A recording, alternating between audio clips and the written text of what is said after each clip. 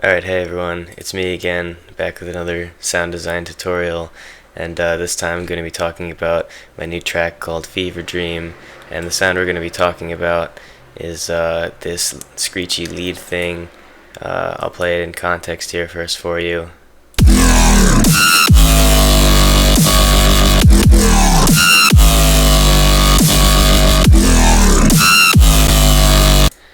Yeah, so what we're talking about is this guy.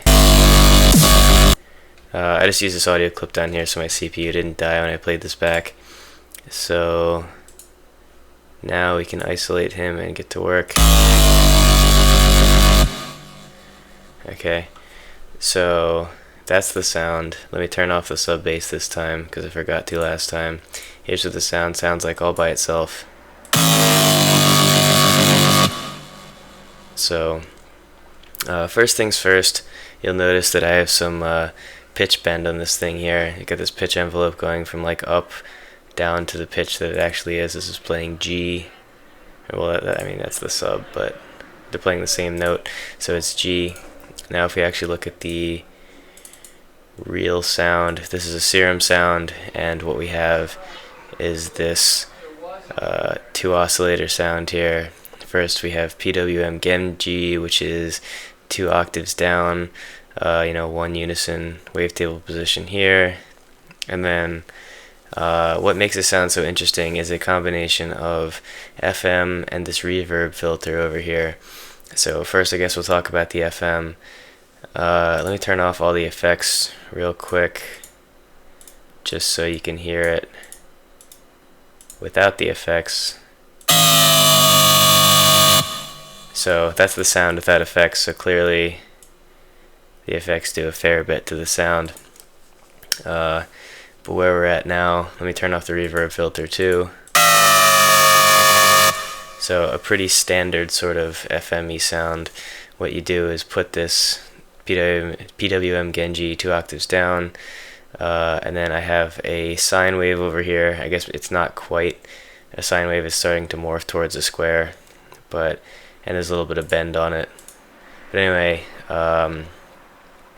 this thing is 4 octaves above this Genji here, and then 5 semitones down, and that makes it sound sort of like out of tune. I don't know.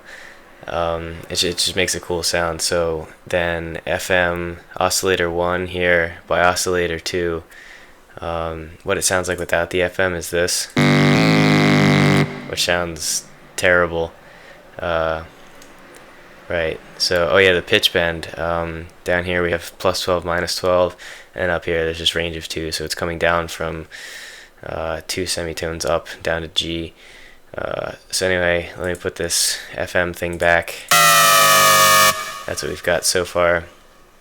And you'll notice there's a modulator on this wavetable position here. So what I did was I made this LFO have a delay and a rise, so as the sound goes on it gradually gets more wobbly. So I use that a few times. I use it on the wavetable position here, but it doesn't really have that much of an effect. I probably could have just done without that. So anyway, next up is Reverb Filter, which is a pretty cool filter. I only put oscillator A into it because B is not out, the level's at 0. So what this does is it just sounds really cool. Basically it messes up the higher harmonics here in the sound and just makes it more interesting. I just kind of played around with it until I got a sound that I wanted. So here's what it sounds like now versus without it.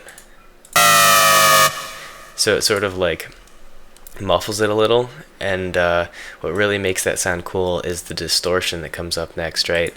So first I'll turn on the hyper dimension, which it's just hyper because dimensions mixes off, but it sounds like this now. So not really a whole lot of difference, just a little bit wider. Distortion is where this really gets cool, so let me turn it on real quick.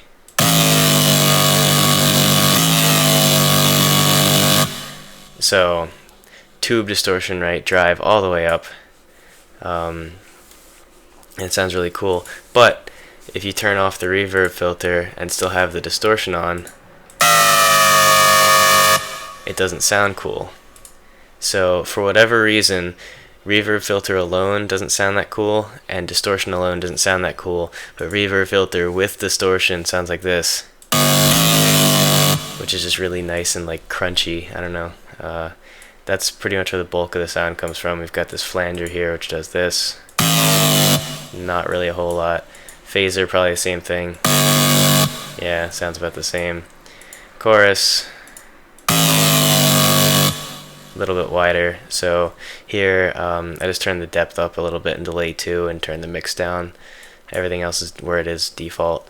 And then, you know, compressor to make it more compressed. So I'll A/B this real quick with it playing. So with it off first.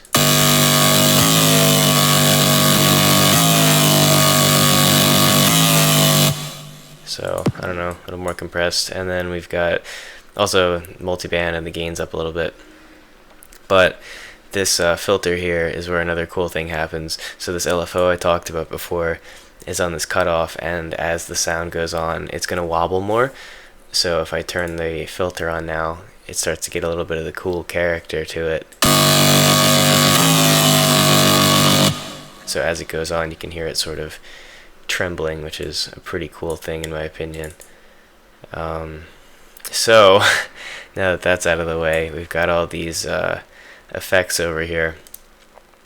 So a lot of these are just mixing, but let me turn the effects off real quick.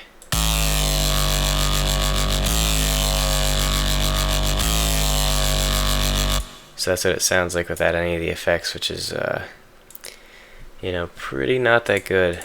So let me just turn them back on one by one. Here's the distortion with Camel Crusher.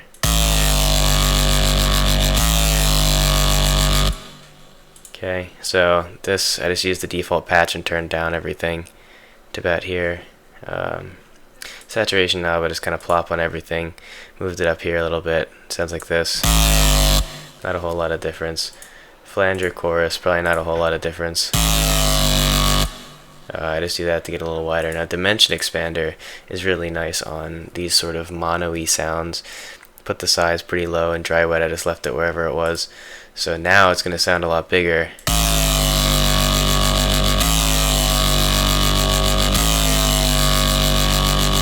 You can hear it sort of add like width to it. And then in this Maximus here, what am I doing in this Maximus here? So low end is mono, mids and highs aren't really doing anything, and then I just sort of really compress this master, so you know, it's getting destroyed. And then Fab Filter, just rolling off the low end so the sub doesn't get destroyed. Another Maximus for some reason, I don't know what's up with this. Actually, okay. I guess I just felt like it needed more compression for some reason. And then we got this wave shaper here, which is pretty extreme. I just kind of drew a random shape, and then it adds even more distortion to this already really distorted sound. So without the wave shaper, and then with it, I'll A/B while it's playing.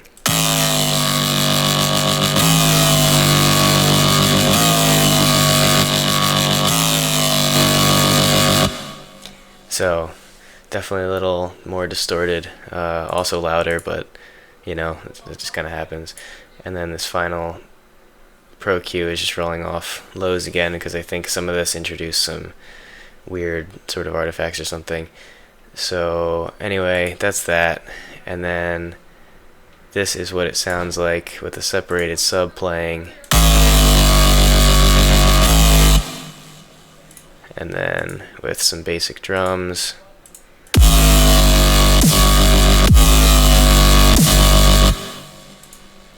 Also, don't forget reverb. I routed my guy here to this short little reverb over here and delay. Oh, what the heck. Man, I haven't opened this plugin in forever.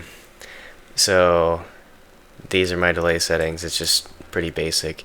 You know, ping pong, 1/8 dotted, whatever, and then reverb, whatever, 0.6 seconds, plate. I like plate for short reverbs. And then That's pretty much it. Cool sound. Thanks for watching. I hope you learned something. If you want more tutorials, just ask and I'll, make them. If you like the video, be sure to like, comment, subscribe, and check out my music. I'll leave a link to my SoundCloud in the description. I'll see you guys next time.